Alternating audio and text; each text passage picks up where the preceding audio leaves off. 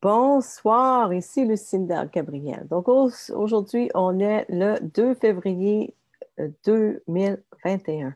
Il faut que j'y pense à chaque fois. Donc ce soir, je suis live avec Olivier Buadez, qui est de Gatineau.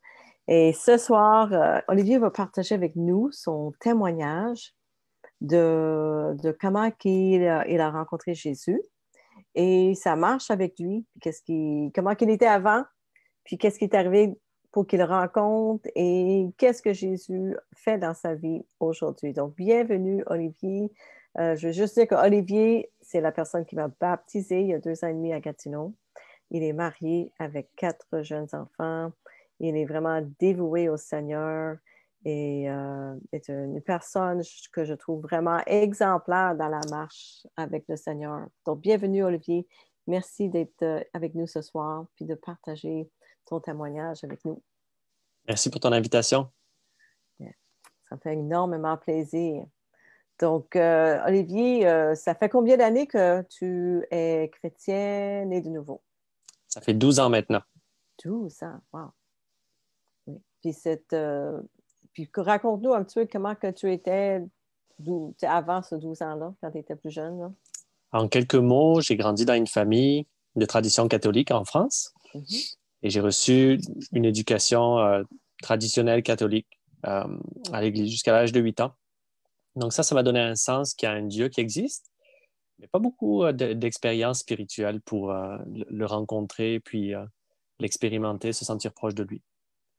Alors, vers l'âge de 10 ans à peu près, je n'allais plus vraiment à l'église pour suivre ces choses-là, mais j'ai commencé à regarder autour de moi, dans les expériences de personnes dont j'étais proche, qui, euh, qui pratiquaient des sciences dans le domaine du New Age. Donc, il y avait des personnes autour de moi qui étaient médiums, qui étaient magnétiseurs, qui pratiquaient ce genre d'expérience. Ça m'a intéressé parce qu'il y avait l'air d'y avoir des expériences plus tangibles que simplement avec une tradition puis des rituels religieux que j'avais vus quand j'étais plus jeune.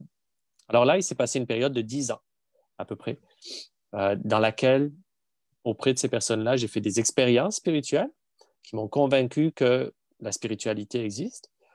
Mais en parallèle à ça, dans cette période de 10 ans, j'avais aussi un grand vide intérieur et que j'ai essayé de combler par toutes sortes de choses pour faire comme les autres. Ça fait que, comme j'étais jeune, puis que mes amis fumaient, j'ai commencé à fumer, à prendre de la drogue, à prendre de l'alcool. Et puis c'est devenu... rapidement, ça a pris beaucoup, beaucoup de place dans ma vie. Et c'était devenu ce qui me guidait jour après jour. Là. Je vivais pour ça. Jusqu'à ce que je déménage au Canada.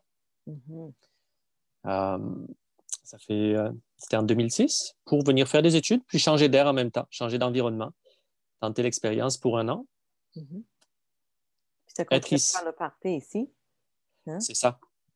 C'est ça. C'est ça. Le rythme était vraiment différent qu'en France. En France, je travaillais, j'étais tailleur de pierre pendant 4 ans. Mais en venant ici, en retournant aux études, ça se passait très, très bien. Ça me laissait beaucoup de temps libre pour tomber encore plus profond, dans le fond, dans ce style de vie-là, là où, malheureusement, la drogue, l'alcool, les fêtes, c'était vraiment... c'était mon quotidien à ce moment-là. Puis ça m'a conduit à un point de non-retour. Une bagarre de trop, une mauvaise expérience. Puis là, je me suis dit, il faut qu'il y ait quelque chose qui change. Là. Ça se peut pas qu'il y ait juste ça dans la vie. Puis c'est à ce moment-là que je me suis rappelé que peut-être il y a un Dieu qui existe. Et je lui ai reparlé pour la première fois depuis vraiment longtemps. J'étais tout seul dans ma chambre ce soir-là. Puis j'ai prié, j'ai dit, Dieu, si tu existes vraiment, il faut que tu me montres ce que j'ai raté. Ce que j'ai pas compris dans l'histoire, parce que je crois en toi, mais je te vois nulle part dans ma vie. Tu m'as sûrement pas créé pour la vie que je mène présentement. Alors, montre-moi ce que j'ai pas compris. Excellent. Ça a été la porte ouverte. Wow.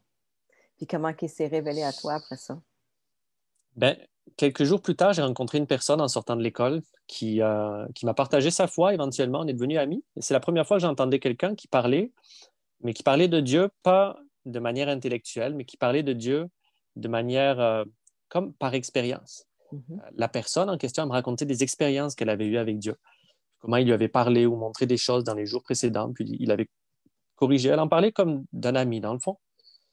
Et pas juste, elle ne partageait pas d'informations à propos de Dieu, mais elle parlait d'une personne là, qui était réelle dans sa vie. Puis, je n'ai pas pris ça au sérieux.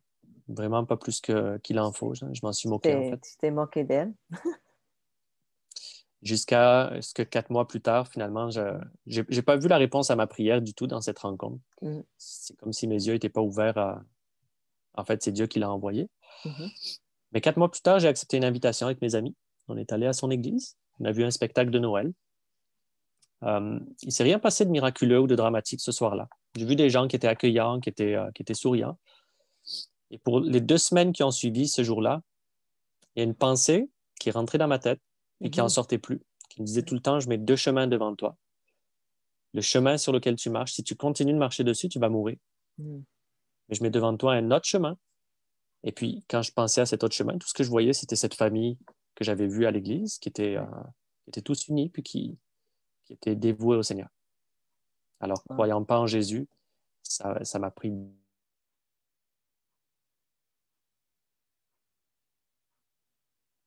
de Ah. ce change-là pour considérer.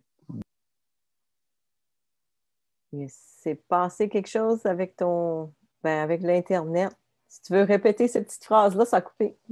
Comme je croyais pas en Jésus, ça Mhm. prenait beaucoup de mon petit change pour considérer pendant 2 semaines que je pourrais marcher sur ce nouveau chemin-là. Mm. J'ai calculé pendant 2 semaines si c'était vraiment la chose à faire. Ouais. Et là, tu t'es mis à lire la Bible, je crois. Finalement, c'est ça. J'ai pris Oui. la décision de lire la Bible. Je me suis dit, si c'est vrai, ça va me parler. Mhm. Et puis, en l'espace de 2 semaines, à lire la Bible à tous les jours, il y a vraiment Mhm. des paroles qui m'ont parlé de manière très, très personnelle en lisant. Ouais. C'est comme si le livre me connaissait puis me parlait, littéralement. Wow. Et ça m'a conduit à une expérience un soir sur un parking à Chicoutimi, Ouais. où je lisais un petit livre dans ma voiture qui parlait juste quelques lignes à propos de Jésus. Puis quand j'ai lu ça, euh, c'est comme si j'ai vu par mes yeux comme tous mes péchés, Mm. toutes les choses qui me boguaient dans ma conscience, pour lesquelles je me sentais coupable, les choses que je regrettais dans le fond, que j'avais faites pendant ma vie, les gens à qui j'avais menti, de qui j'ai profité, les choses que j'avais volées. C'est comme si j'ai vu tout ça en l'espace de quelques secondes défiler devant mes yeux. Puis j'ai compris qu'il était mort à la croix pour mes péchés, pour ces Wow. péchés-là que je voyais là, qu'il avait donné sa Wow. vie pour couvrir ces choses-là, pas juste les péchés des autres. Ouais. Puis c'est à ce moment-là que c'est devenu personnel. Puis j'ai pleuré, à partir de ce moment-là, j'ai pleuré comme j'ai jamais pleuré. Je pense T'as eu pendant... la... C'était impossible de m'arrêter Ouais. pour Puis la 30, conviction 40 dans ton minutes. cœur. Une Hein? grosse conviction. Oui. Puis en sortant de cette auto, je n'étais plus la même personne. Je ne pouvais plus faire les mêmes Mm. choses. Dès le lendemain, là, Ouais. j'ai compris que c'était une repentance plus tard, Mhm. mais il y a quelque chose qui était changé à l'intérieur. Je pouvais plus voler, profiter de quelqu'un, mentir, même sortir avec les mêmes amis pour faire les mêmes choses. J'avais plus le désir de faire ça. Tout ce que je voulais, Mhm. c'était apprendre à propos de Ouais. cette personne-là. Je voulais être dans la Bible, je voulais comprendre, tout savoir. Ouais. Puis moi, je veux qu'on arrête là-dessus pour un petit moment parce que je trouve que c'est un aspect de, de, de notre témoignage qui est tellement important pour que les gens comprennent. C'est que, tu sais, la vie chrétienne, c'est pas ce qu'on a été élevé à croire. Tu sais, c'est pas des traditions de Noël, puis de Pâques, puis, tu sais, la confirmation et tout ça. C'est vraiment l'expérience personnelle qu'on a à un moment donné, comme tu as eu dans ta voiture, là, tu sais, où ce que le Seigneur se révèle à toi dans ton cœur, puis il t'ouvre le cœur, là, tu sais, c'est vraiment une opération à cœur ouvert, hein? Puis là, tout est révélé, ce qui est mauvais dans ton cœur, tout ce que tu as fait dans des péchés, puis il te montre tout ça pour te montrer qui tu es, mais il veut que tu te repentes de ça pour qu'il puisse te donner un nouveau cœur. Il te lave de tes péchés, hein. Il remplace ton cœur de pierre par un nouveau cœur, une nouvelle conscience. Et à partir de ce moment-là, quand tu te repens vraiment, quand tu as la conscience, que, tu sais, la conviction qu'il est la vérité, le chemin et la vie, et tu te repens de tes péchés, puis tu dis, bon, ben, je te donne ma vie, Seigneur. Tu sais. Et à partir de ce moment-là, tu es une nouvelle personne. Comme tu dis, tu réveilles le lendemain, tu n'es plus la même personne. Puis ça, c'est une transformation qui se fait pour chaque personne chrétienne née de nouveau. Hein, exactement ça.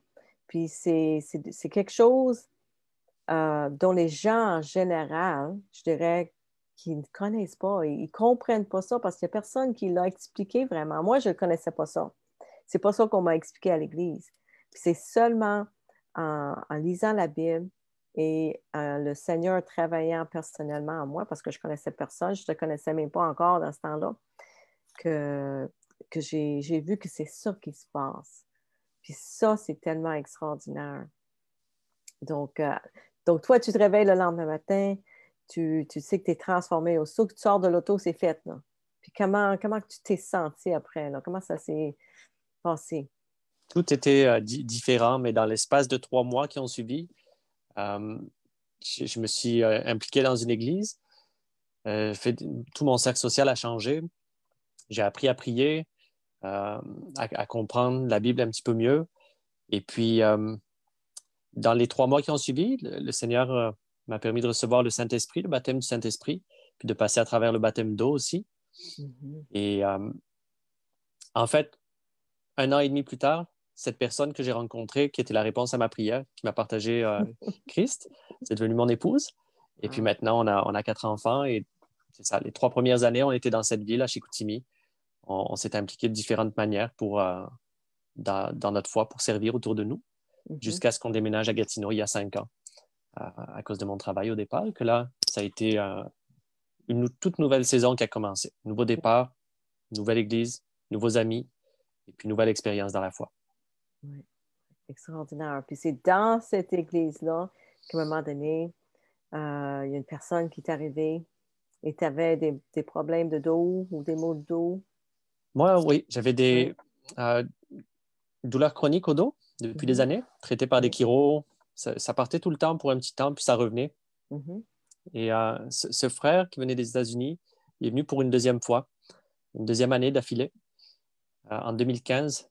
Et le Seigneur l'utilisait, lui, pour prier pour la guérison des gens et pour prophétiser aussi. La première fois qu'il était venu, ça m'avait beaucoup touché de voir et d'entendre ce que Dieu faisait à travers lui.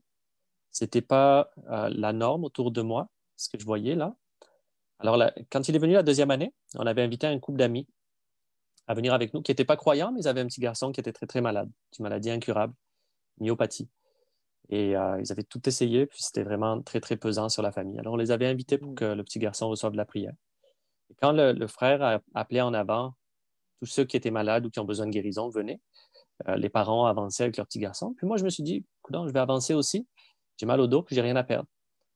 Et je me rappelle qu'il a prié pour moi. Il a posé sa main sur mon dos. Très, très simple. Il a dit, dans le nom de Jésus, sois guéri maintenant.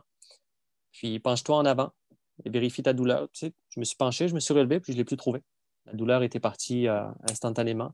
Puis Oui. il a prié pour le petit garçon à côté de moi. Une prière Mhm. super simple aussi. Et il est passé à la personne suivante. Et moi, je me suis vraiment posé des questions après ça en me rasseyant à ma chaise.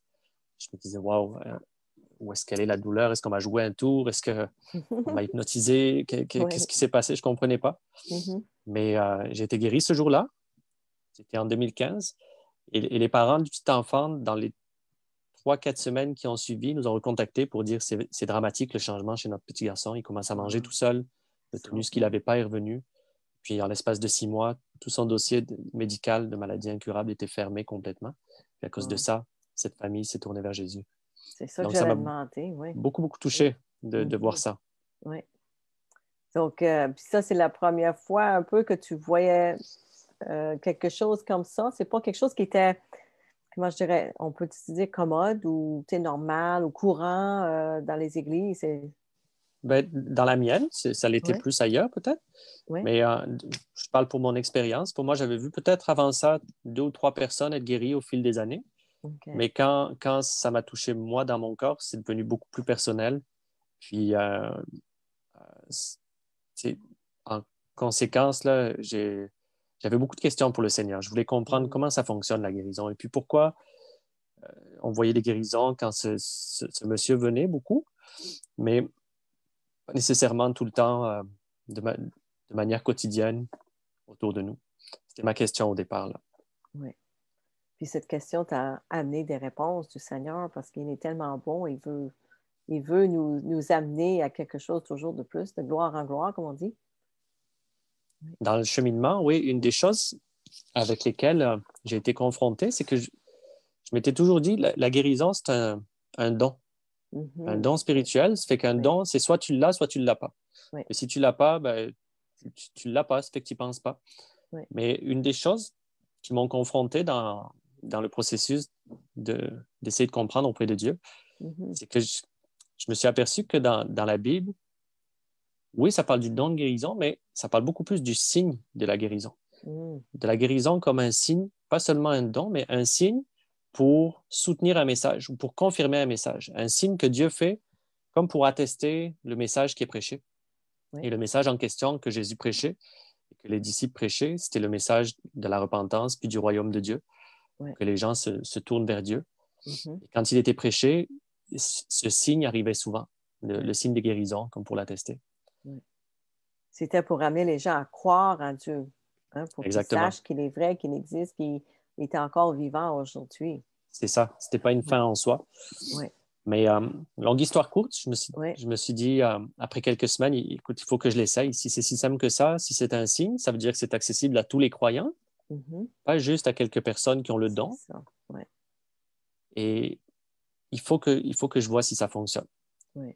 Puis en plus, dans la commission, à la fin, des livres de Matthieu et Jean-Luc, en tout cas, il dit, je vous envoie, hein, maintenant, allez prêcher la bonne nouvelle, baptiser les personnes, enseignez-leur à obéir à tout ce que je vous ai enseigné et délivrez-leur et mettez vos mains sur eux pour qu'ils soient guéris. C'est ça la commission. Il a donné à ses disciples, puis c'est pour tout le monde. Hein? C'est ça. Ouais. Dans Marc 16, il a dit, c'est un signe qui accompagnera tous les croyants. Oui. Puis dans Matthieu 28, il a dit, allez dans toutes les nations, faites des disciples, enseignez-leur à obéir à tout ce que je vous ai commandé ou instruit. Oui. Oui. Puis les personnes à qui il a dit ça, il leur a commandé de guérir les malades. Il les a instruits à guérir les malades. Exactement. Donc, en conséquence, ça sous-entend que pour devenir disciple de Jésus, ça inclut d'apprendre à guérir les malades aussi, en particulier. Exactement. Oui. Donc, toi, un jour, tu as dû commencer à vouloir aussi voir des gens être guéris. Donc, comment ça s'est passé, ça? Bien simplement, en demandant au Seigneur, OK, envoie-moi des gens maintenant, puis donne-moi des opportunités juste de prier pour. Alors, j'ai commencé simplement pour des étrangers dans la rue. Ça faisait peur au début. Ça a pris plusieurs semaines pour passer par-dessus la peur. Oui. Mais c'était moins intimidant que commencer avec des gens que je connaissais nécessairement. C'est vrai. Quand c'est arrivé la première fois, la personne est venue en larmes tout de suite quand je lui ai offert de la prière pour qu'elle soit guérie. Il était touché parce que c'était quelqu'un qui avait connu le Seigneur avant et qui s'était éloigné avec le temps. Puis juste d'entendre qu'il pouvait être guéri, puis que Dieu lui voulait du bien, dans le fond. Oui. Ça l'a touché, puis ça m'a touché aussi.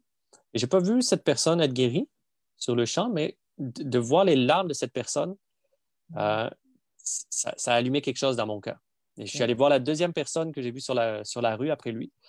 Et puis ça, c'était une dame qui avait mal au genou. Puis quand j'ai prié pour elle, la douleur est partie tout de suite. Elle m'a dit « Wow, vous êtes qui? Est-ce que vous êtes un ange? » J'ai dit « Non, non, non, c'est pas un ange du tout. » Mais toute la douleur était partie, puis ça m'a permis de lui parler du Seigneur, puis d'apprendre à partager ma foi. Alors, en fait, je ne l'avais pas vraiment fait avant, je me suis aperçu. Et là, ça m'a ouvert de nouvelles portes, en fait, pour partager ma foi. Et là, c'est devenu une expérience, tous les jours est devenu une aventure, comme. Ouais. Chaque personne croisée dans la rue, ici ou là, c'est comme, on dirait qu'à partir de ce moment-là, mon regard sur le monde a changé. Je me suis mis à avoir des opportunités partout autour de moi de voir le royaume de Dieu se manifester. Et puis, ce jour-là, c'était une personne qui avait mal au genou.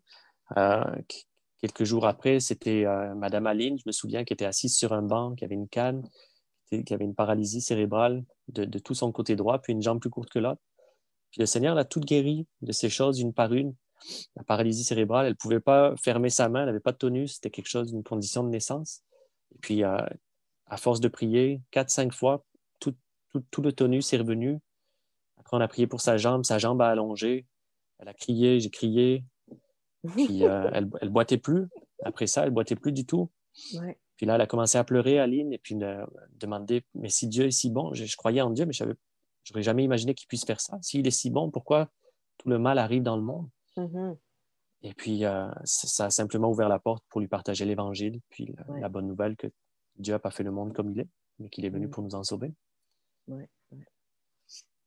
Donc, c'est ça. C'est un outil extraordinaire pour euh, évangéliser les gens, pour leur partager la bonne nouvelle, hein, la vérité de Jésus-Christ. Et moi, quand je dis ça, ça me touche encore mon cœur, tu sais, quand je pense à la vérité de Jésus, parce que moi, je me souviens, tu sais, ça fait pas si longtemps que ça, là, ça fait 2 ans et demi, 3 ans que le Seigneur s'est présenté à moi, là, au mois de janvier, il y a 3 ans. J'ai entendu clairement, tu sais, c'est comme ça, c'est comme une pensée qui me disait, ben, coupe ton Netflix, lis le Nouveau Testament. Hein, je priais, puis euh, ça me touche encore aujourd'hui de voir comment que notre Seigneur est extraordinaire, puis comment il veut tellement rejoindre les gens. Il les aime tellement, mais il est mort pour eux. Puis aujourd'hui encore, euh, il veut que les gens reviennent à lui. Et tu sais, c'est comme les brebis qui sont perdues. Puis il est toujours en train de, de, de chercher les brebis, de vouloir les ramener à la maison. Hein? Puis ça m'épate encore aujourd'hui de penser à tout ce qu'il a fait dans ma vie. Puis chacun de nous, c'est pareil. Hein? Tout ce qu'il a fait pour nous ramener vers lui. Donc, puis ça, c'est pour tout le monde. C'est pour tout le monde. Puis moi, je veux que les gens, à travers de notre partage ce soir, mais de ton témoignage, que les gens réalisent que Jésus, il n'est plus sur la croix. Hein? Il est ressuscité, il est vivant, il est assis à la droite du Père, mais il est aussi vivant, il nous envoie son Saint-Esprit, il veut travailler dans nous, il veut voir les gens guéris, délivrés, il veut ramener les gens dans son royaume, il veut être notre Sauveur et notre Seigneur. C'est ça qu'il désire. Donc, c'est extraordinaire. Moi, j'aimerais ça que tu partages un petit peu aussi, tu sais, comment, peut-être partager quelques expériences de des guérisons qui t'ont vraiment épaté, comme celle de, c'est Aline, de la madame qui avait le palsy, là, la Mhm. paralysie. Puis, tu sais, peut-être partager ça et comment le Seigneur te guide aussi aujourd'hui, parce qu'on est guidé par le Saint-Esprit. Euh, pour, pour, pour travailler dans la moisson, si on veut. Pour moi, on dirait que à partir du moment où on se rend disponible dans la moisson, Mhm. souvent j'utilise l'illustration que c'est comme d'être ce bateau qui était accroché au quai, dont la voile était rentrée. J'ai eu l'impression avec le temps, quand ce journey a commencé, Mm. quand ce cheminement a commencé, que c'était comme si tout à coup, là, on ouvre la voile. Mm. Et puis le vent de l'esprit peut commencer à souffler dedans, puis nous diriger. Tant qu'on était accroché au quai, Mm. tant que j'étais accroché au quai, je ne voyais pas beaucoup de ces expériences, je ne voyais pas beaucoup de la conduite du Saint-Esprit se Ouais. manifester. Elle était là quand même, Mhm. mais c'était plus des moments éparpillés. Mais à partir du moment où la moisson, le fait de se mettre en action, puis disponible comme ça, à tous les jours, ça a commencé, la conduite du Saint-Esprit, c'est devenu vraiment spécial de réaliser les liens qui arrivent très, très souvent, où, dans le fond, tu deviens la réponse à la prière d'une personne qu'elle a C'est faite, ça. mais tu ne le C'est savais ça. pas avant de te présenter. Il y a quelques jours, j'ai partagé le témoignage d'Éric. Ouais. Éric, il y a une amie qui est tombée dans la rue en glissant sur la neige. Et puis Eric était juste un peu plus loin en train de pelleter son entrée. Et puis, ça nous a permis d'entamer la conversation. Simplement, comment ça va? Qu'est-ce que tu fais aujourd'hui? As-tu besoin de prière? Puis Eric était quasiment sourd d'une oreille. Et puis en recevant de la prière, le Seigneur l'a guéri directement dans la rue. L'audition a été restaurée comme ça. Et il était vraiment touché. Puis il nous a dit par lui-même, en fait, tu me parles de Jésus, mais il y a quelques jours, j'ai prié à Jésus, puis je lui ai demandé, envoie-moi de l'aide. Parce qu'il venait de perdre quelqu'un dans sa vie. Et puis Mm. il était affligé, puis il a prié au Seigneur, et le Seigneur a envoyé des personnes sur son chemin. Puis on n'avait pas conscience de ça, puis lui non plus. Puis on l'a juste découvert en s'arrêtant, puis en priant. Mm. Euh, tout- des circonstances comme ça, il en est arrivé plein, mais je me rappelle de mon ami, en fait un ami musulman qui faisait partie de l'équipe au bureau, qui avait des questions sur le Seigneur aussi. Alors, on est allé manger ensemble. J'avais demandé au Seigneur quelques jours avant, tu sais, je vais manger avec lui. Et je vais lui parler du royaume de Dieu, mais j'aimerais ça, pas juste lui en parler, mais qu'il puisse voir le royaume de Dieu aussi. Mm. Puis quand on arrive au restaurant, quelques jours plus tard, on s'assoit et juste en arrière de lui, 3 tables plus loin, il y avait Natacha, qui avait 2 béquilles, puis les ligaments croisés du genou qui étaient déchirés à cause d'un accident de ski. Puis Natacha, elle essayait de se lever en arrière-plan de lui. Puis au lieu de le voir lui, moi, tout ce que je voyais, c'était elle, c'était la réponse à la prière de quelques jours avant. Ouais. Alors, en priant pour Natacha dans le restaurant, j'avais dit à mon ami, attends-moi quelques minutes. Mais en priant pour elle dans le restaurant, ça avait pris plusieurs prières parce que ça s'améliorait tout doucement. Mm.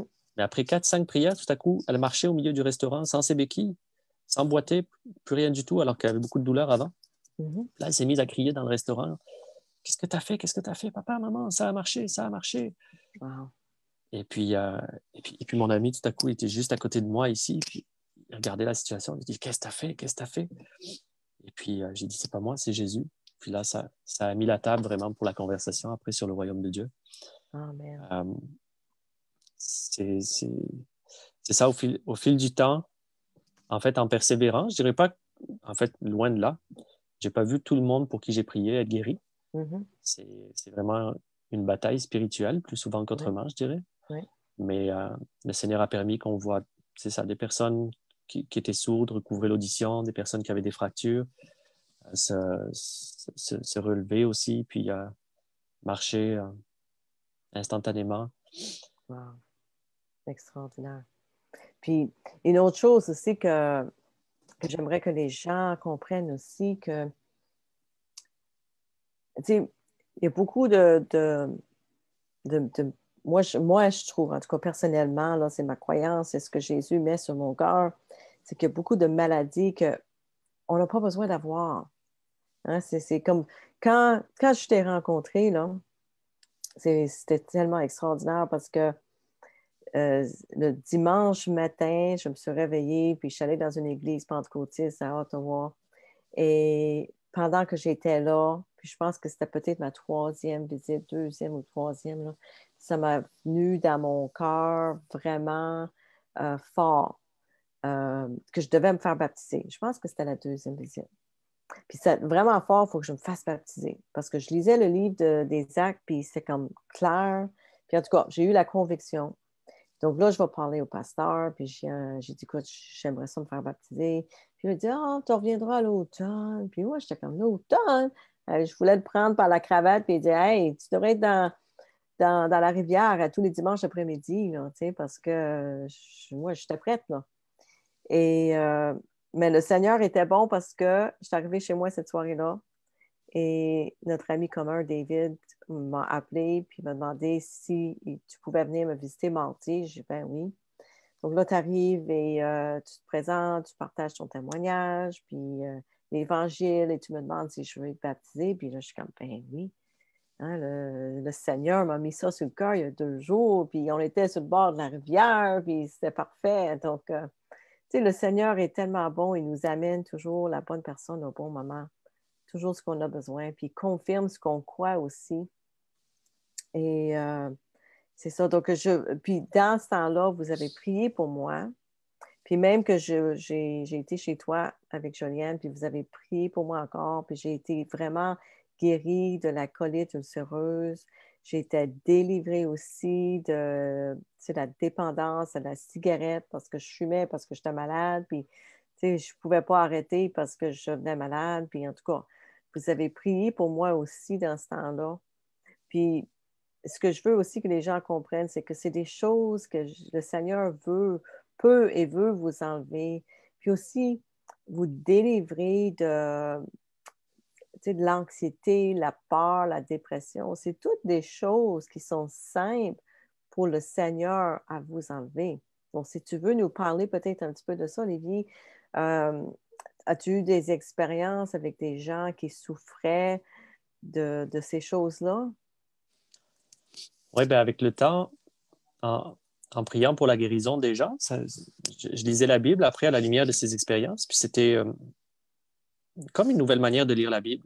Toutes Oui. ces histoires à propos de Jésus, puis des disciples qui guérissaient des malades, Mhm. qui pour moi avant étaient de belles histoires, là, ça devenait beaucoup plus réel, plus facile de s'identifier à ces histoires, puis de voir, wow, mais attends, Jésus ou Paul, qui était un homme comme nous, face à une personne dans un tel état, il est Mhm. face à la personne, puis il réagit juste avec la foi. Puis il dit, OK, Ouais. sors au nom de Jésus, ou sois guéri maintenant, recouvre la vue. Ouais. Puis là, ça devenait vraiment une inspiration. Puis avec le temps, en lisant ces histoires, je me suis aperçu que dans les Écritures, il y a un lien étroit entre la guérison, puis le fait, la délivrance aussi, ce qu'on appelle la délivrance, chasser les démons. Ouais. Et ça, j'avais peut-être vu 2 ou 3 expériences avant ce moment-là dans ma vie. Mais un jour, ça a été un déclic.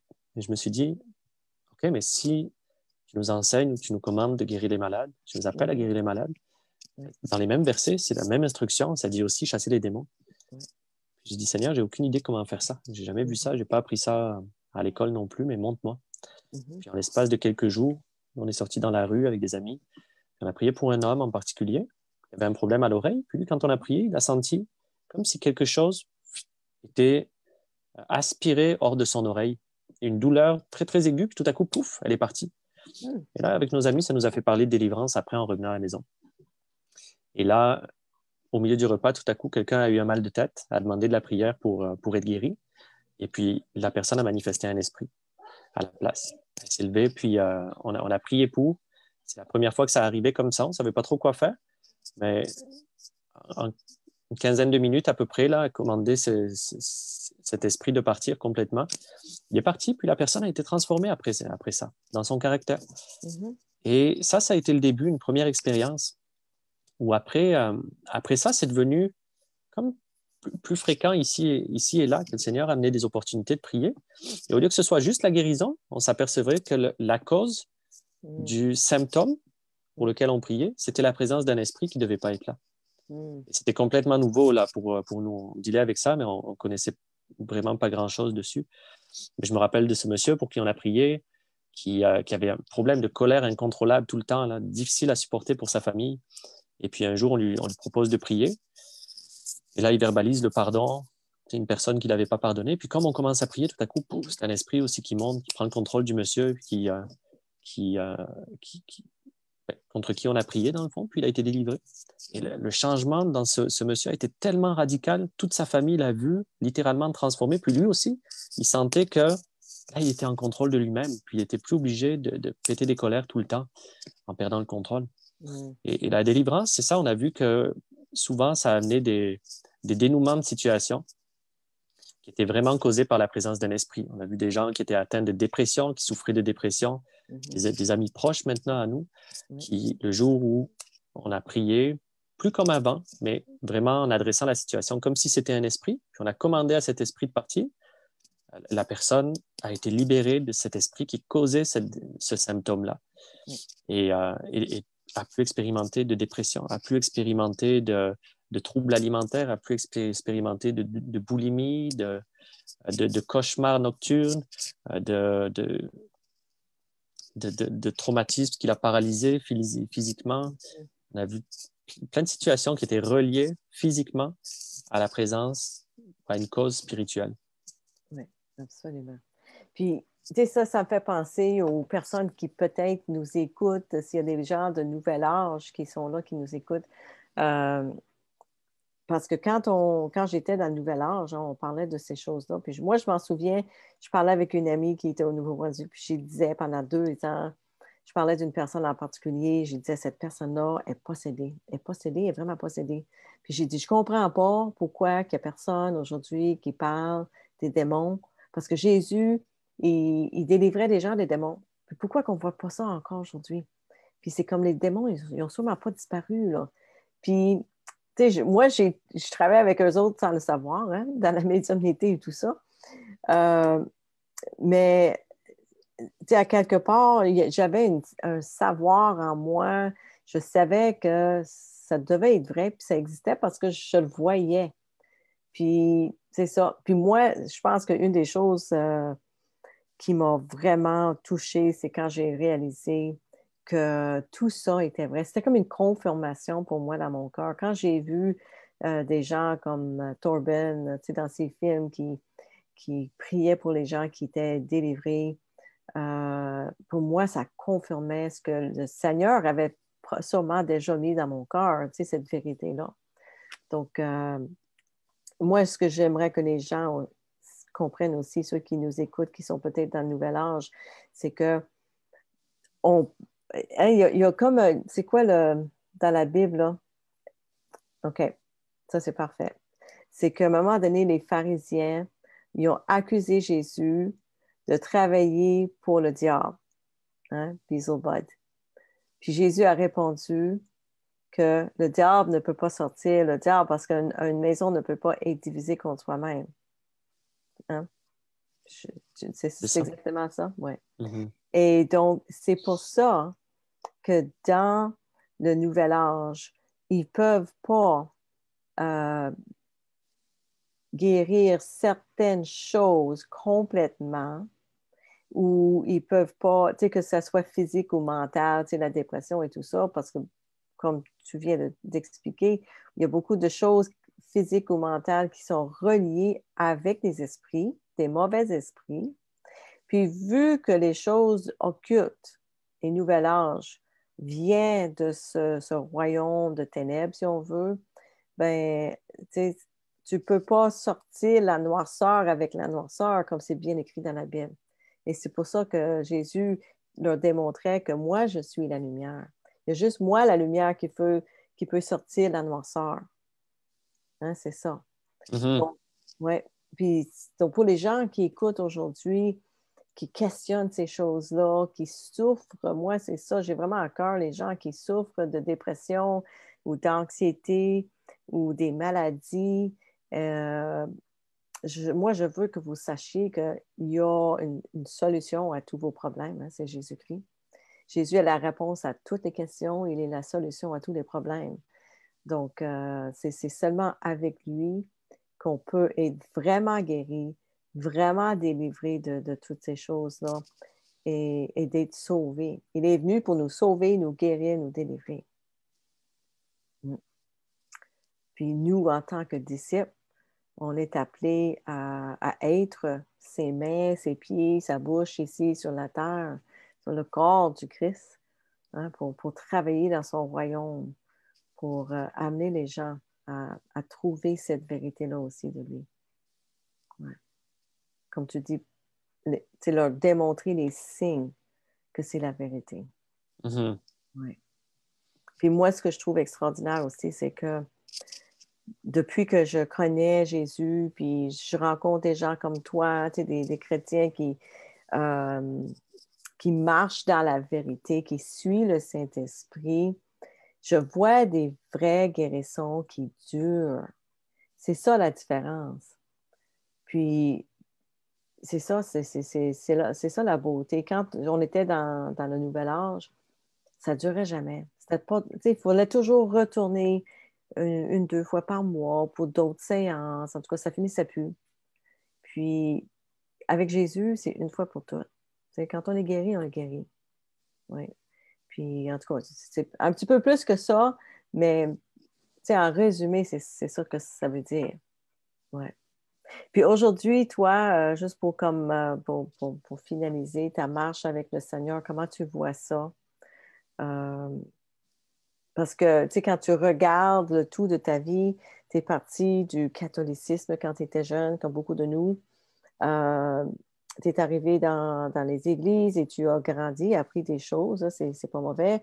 Ça a bâti quelque chose en toi. Ça a été une préparation pour toi. Puis aujourd'hui, par exemple, il y a quelque chose de nouveau qui se passe dans ta vie avec le Seigneur. Puis, Aujourd'hui, ben, simplement, ce à quoi on se consacre comme famille, c'est à suivre Jésus, puis à apprendre à l'imiter. Et puis à imiter Paul, qui imitaient Jésus, Oui. simplement en apprenant à être dans la moisson, à être pêcheur d'hommes, et puis en montrant à d'autres aussi comment on fait. Alors, en prêchant l'Évangile autour de nous, ça arrive régulièrement qu'on voit des miracles, des guérisons, des délivrances arriver comme un signe pour supporter la prédication de l'Évangile. Et puis, de voir en conséquence des personnes qui se tournent vers le Seigneur, qui se repentent, qui se font baptiser, puis qui naissent de nouveau. Et l'œuvre à laquelle on se consacre, c'est simplement de rassembler ces personnes, après, en petits rassemblements, plus souvent qu'autrement en église maison aussi, à travers lesquels ils peuvent apprendre à suivre le Seigneur en théorie, puis en pratique aussi, pour devenir des disciples de Christ, puis partager ça autour d'eux aussi, et voir le royaume de Dieu avancer, puis l'œuvre de Christ continuer aussi. Oui. Pour que ces gens-là aussi, qui se tournent vers le Seigneur, puissent aussi marcher aussi dans cette vie qui est prévue pour eux, comme Jésus l'a prévu. Ouais. Comme on voit les disciples, les premiers disciples dans le livre des Actes. Ouais. C'est extraordinaire. Donc, pour terminer, veux-tu dire une petite prière pour les gens qui nous écoutent? Il y a des disciples qui nous écoutent. Sûrement, il y a des gens qui ne connaissent pas encore le Seigneur. Je ne sais pas si je peux aller voir s'il y a des gens qui font des commentaires. Je vais essayer de voir. Puis, je vais te demander de faire une prière pour nous tous, pour nous encourager, surtout ces temps-ci avec tout ce qui se passe dans le monde. Les gens ils ont vraiment besoin d'inspiration, de savoir qu'ils ne sont pas seuls. Donc, je vais juste comme dire bonsoir à Lisa Courchain qui est là, Mario Noël, Simone, Louiselle, notre sœur à Sept-Îles, Annette, Yolène. Yolène demande pour une prière, tiens, prier pour son garçon. C'est ça, donc qui vit une période difficile. Donc, on peut prier pour lui et peut-être prier pour toutes ces personnes présentement qui souffrent. Surtout au Québec, il y a des gens qui... Moi, j'ai vraiment encore les gens présentement parce que on sait qu'est-ce qui se passe, on est au courant, puis il y a beaucoup de gens qui doivent sûrement voir noir, déprimés parce qu'ils n'ont pas d'espoir. Mais Jésus, quand on l'a dans notre cœur, on a tout ce qu'on a besoin. Quelqu'un a dit aujourd'hui, là, c'est tellement parfait, elle dit Jésus plus zéro égale tout. Donc, même si on n'a rien d'autre dans notre vie, à part de Jésus, on a tout ce qu'il faut. Donc, moi, j'ai trouvé ça extraordinaire. Donc, si tu veux prier pour les gens qui nous écoutent, autant les gens qui sont disciples que les gens qui ne le sont pas encore, on va prier pour eux. Père, on te rend grâce. Merci, Seigneur. Merci, Père, pour ta présence au milieu de nous, puis pour ce que tu fais, Seigneur. Dans le monde présentement, tu nous as choisis puis placés présentement dans cette saison spécifique parce que tu veux faire quelque chose dans le monde. Tu n'as pas changé, Seigneur. Puis on veut te dire merci de nous permettre de prendre part puis de voir ce que tu fais. Seigneur, je veux te prier pour le garçon de Yolène présentement. Je veux te prier, Seigneur, Seigneur, approche-toi de lui, Père. Attire-le vers Christ. Tends-lui la main, Seigneur, et envoie du monde sur sa route, Père. Cogne à la porte de son cœur. Et donne-lui un cœur tendre, Seigneur, pour te dire oui, pour accepter de t'ouvrir la porte, Seigneur. On te prie, Père, dans ta bonté, Seigneur, que toute forme d'anxiété qui l'a tenu captive, Père, jusqu'à maintenant, qu'elle soit liée et qu'elle soit chassée maintenant de sa vie, dans le nom de Jésus. Père, nous prions que ce garçon puisse te connaître, Seigneur, qu'il puisse être réconcilié avec toi et te connaître comme son Père, Seigneur. Je te prie pour toutes les personnes qui nous écoutent aussi. En fait, pour toutes les personnes qui sont au Québec présentement, puis ailleurs même. Seigneur, ta parole dit que même si les ténèbres recouvrent la terre, mais sur toi, ta lumière se lève. Et Seigneur, on prie, Père, que cette parole, elle vienne à l'existence maintenant, Seigneur. Qu'à travers la saison qu'on traverse présentement, même si c'est des ténèbres pour beaucoup, même s'il y a de la solitude, en fait, au milieu de la solitude, au milieu du découragement, au milieu même du désespoir, Seigneur, révèle-toi, Père. Révèle-toi, Seigneur, à un peuple en grand nombre maintenant, Seigneur. Fais quelque chose de nouveau. Père, on a entendu parler au Québec de religion. On a entendu parler, Seigneur, de tes œuvres. Et on prie, Seigneur, que tu fasses quelque chose de complètement nouveau, Père, dans notre nation. Que tu viennes la visiter, Seigneur, et gagner un grand nombre de personnes par des moyens, Père, avec lesquels on était peut-être moins familiers avant. On était moins familiers avant, Seigneur. Étends ta main, Seigneur. Produis des signes. Seigneur, distribue des songes, Seigneur. Envoie des disciples partout dans la moisson. Mais révèle-toi, Père. Révèle-toi, Seigneur, au milieu de cette nation et gagne un peuple nombreux, Seigneur, pour toi, pour la gloire de ton nom. Je te prie pour tous ceux qui nous écoutent, Seigneur. Je prie que chacun soit fortifié, Seigneur. Je prie, Père, que chacun soit même rempli du Saint-Esprit jusqu'à en déborder maintenant, Seigneur. Sois épris d'un amour profond pour toi, d'une passion, Seigneur, pour tes intérêts, d'une passion, Seigneur, pour ton royaume, d'une passion pour te voir agir et collaborer avec toi, Père. Je prie, Seigneur, au nom de Jésus, Père, que tu nous fasses entrer, chacun d'entre nous, Seigneur, dans une nouvelle saison, Père. Tu nous conduis de gloire en gloire. Nous prions, Seigneur, que ce que tu nous as permis d'expérimenter hier, Seigneur, ce soit simplement une virgule en s'attendant à ce que tu vas faire demain, Seigneur. Que notre plafond d'hier soit notre plancher de demain, Seigneur. Père, pour la gloire de ton nom, pour toi, Seigneur. Afin que tous sachent qu'il y a un Dieu vivant qui est le même hier, aujourd'hui, puis éternellement, Seigneur. Délivre notre nation de la religion, Père. Mais permets-nous de te connaître intimement, Seigneur, d'être une nation née de nouveau qui t'aime, qui te craint, qui te respecte, Seigneur, et qui est en amour pour toi, qui est prête pour le jour de ton retour, Seigneur. Oui, Seigneur. Au nom de Jésus, Père, on prie pour tous ceux qui sont malades et qui souffrent, qui sont liés, Père, et qui écoutent présentement, Seigneur. On prie, descends sur eux par ta présence, Père, et guéris. Seigneur, libère. Au nom de Jésus-Christ de Nazareth, on commande à toute infirmité et toute douleur de quitter maintenant tous les auditeurs qui passent devant ce message. Au nom de Jésus, on commande maintenant que toutes les conditions d'arthrite, d'épaules qui souffrent, de douleurs dans les membres, de maladies de quelque sorte maintenant, quittent. Quitte maintenant chacune des personnes qui écoutent ce live. Au nom de Jésus-Christ, on commande à toute forme de dépression, de peur, d'anxiété, tout esprit impur qui a pu lier les personnes qui sont auditrices présentement. Au nom de Jésus-Christ maintenant, sortez et ne revenez pas.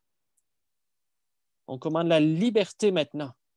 La liberté, Seigneur, nous prions même que ce soit un témoignage pour toi, que ça génère un effet domino, Seigneur, dans notre nation et même au-delà des frontières de notre nation. Partout Seigneur. où c'est écouté, Seigneur, glorifie-toi, Père. Tu peux faire au-delà de ce qu'on pense et de ce qu'on imagine.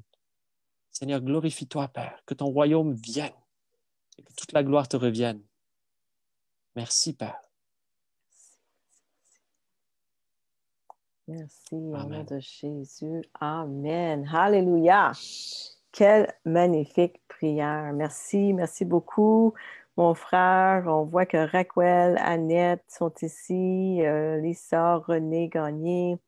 Et les gens te remercient. Nicole Champoux, il te remercie pour ta magnifique, vraiment magnifique prière. On sentait le pouvoir de Dieu dans ta prière. C'est extraordinaire. Donc, merci énormément, mon frère, pour cette merveilleuse entretien ce soir. Je suis très, très reconnaissante pour ton partage avec nous. Et je prie pour que le Seigneur continue à œuvrer dans ta vie, à t'utiliser grandement pour sa gloire et que tu continues à multiplier les disciples dans ta région et aussi que tu inspires les gens aussi, Olivier, de vouloir connaître Jésus intimement comme toi tu le connais et que moi aussi je le connais, puis qu'ils soient inspirés vraiment à rechercher cette vérité-là pour eux autres mêmes. Donc, merci énormément pour tout, puis bonne soirée. Puis bonne soirée à tous qui écoutent. Merci énormément pour être là. Et si jamais vous avez des demandes, des questions, peut-être des demandes de prière, même à Olivier ou moi, écrivez-moi, écrivez-nous. Et ça nous ferait grandement plaisir de prier pour vous. Donc, merci beaucoup. Soyez tous bénis. Puis on se voit la semaine prochaine. Bonne soirée. Bonne soirée, ma sœur. Bye bye.